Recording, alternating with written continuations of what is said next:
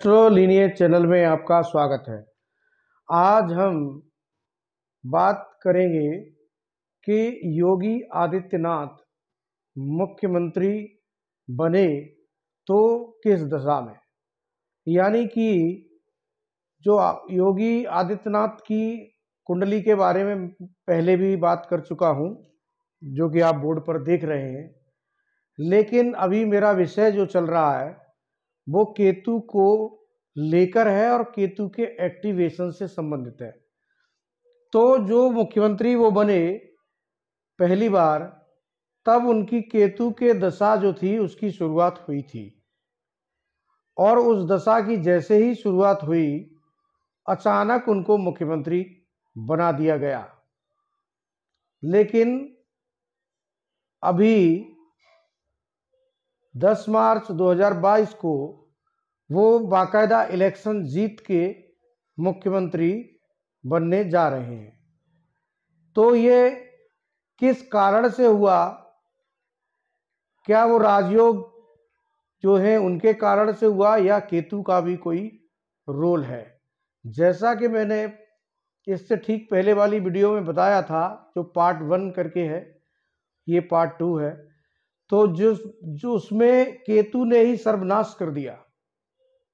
केतु ने इतने दुख दिए कि आदमी बहुत परेशान हुआ और उन्होंने उसको एक्टिव करा। अब इसमें भी क्या इन्होंने एक्टिव किया है?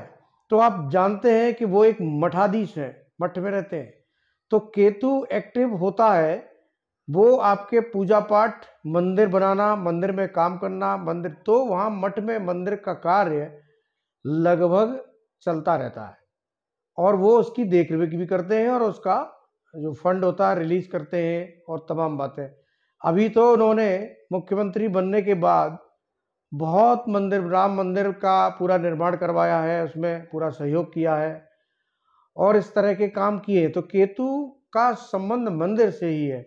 तो जब भी आप मंदिर का कोई कार्य करते हैं तो केतु एक्टिव हो जाते हैं। यही एक एक्टिवेशन थ्योरी है कि ग्रह जब एक्टिव होता है, आप उससे संबंधित कोई भी कार्य करें, नग पहने, पूजा पाठ करें, तो वो ग्रह एक्टिव होता है। इसीलिए पंडित जी आपसे कोई ग्रह अच्छा है खराब है उसके आधार पे पूजा पाठ करवाते हैं। तो हम इस कुंडली में यही देखना चाहते हैं कि क्या केतु की दशा ही इनके मुख्यमंत्री बनने का कारण है, और आगे जो सूर्य की दशा इनकी आएगी वो इनकी जीवन में क्या प्रभाव देने वाली है। तो आप देख सकते हैं कि केतु इनके 12वें भाव में बैठे हैं। तो केतु द्वादश भाव में हो तो अच्छा फल देते हैं। उसका कारण ये होता है कि जैसे मैंने पहली कुंडली में कहा कि केतु नवम भाव में बैठे थे, उन्होंने नवम भाव का नुकसान किया। लेकिन यहां पर केतु जब द्वादश भाव में बैठेंगे तो ये द्वादश भाव का नुकसान करेंगे। और जैसे कि द्वादश भाव कोई बहुत अच्छा भाव नहीं है, द्वादश भाव जो है वो एक तरह से खर्च का भाव है, और केतु की जो दृष्टि पड़ेगी, सप्तम दृष्टि इनकी षष्ठ भाव पर आएगी, और षष्ठ भाव किसका है? दुश्मन का है।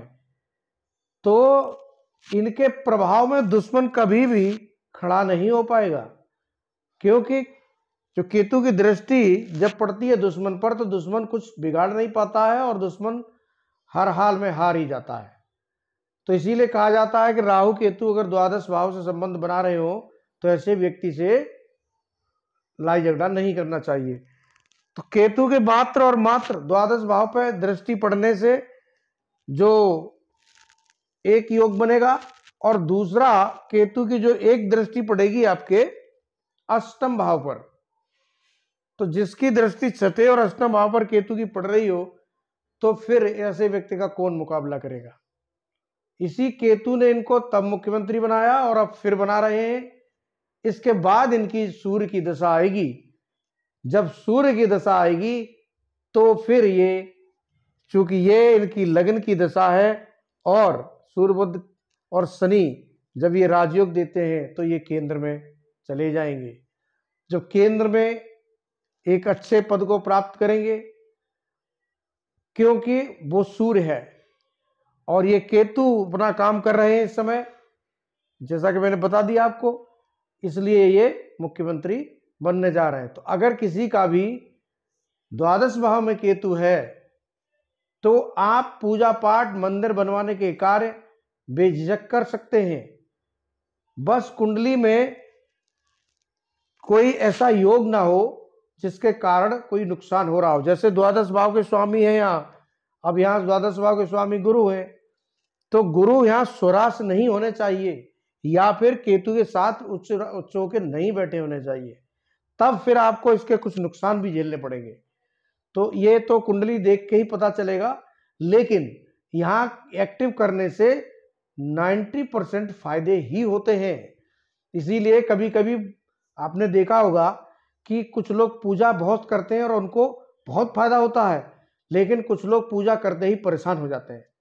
तो ये केतु का एक्टिवेशन है, इसलिए पूजा पाठ करना बुरा नहीं है, लेकिन उसको किसी अच्छे ज्योतिषी से पूछ जरूर लें, जिससे कि आप लाभ ले सके, नुकसान ना हो। कोई भी ग्रह जो आपको नुकसान दे रहा है उसको एक्टिव ना करें बिना पूछे। और केतु स्पेशली, और ग्रह इतना नुकसान नहीं करते, लेकिन केतु अगर खराब हुए तो बहुत नुकसान कर देते हैं, जैसा कि मैं कुंडली में अभी हाल में ही बता चुका हूं। और ये मैंने इसलिए बताई कि यहाँ का केतु अगर बैठा हो द्वादश भाव में तो ये आपको लाभ देता है। आप लोग अपनी कुंडली में देखें और समझें। आप लोग लाइक करें और सब्सक्राइब करें। धन्यवाद।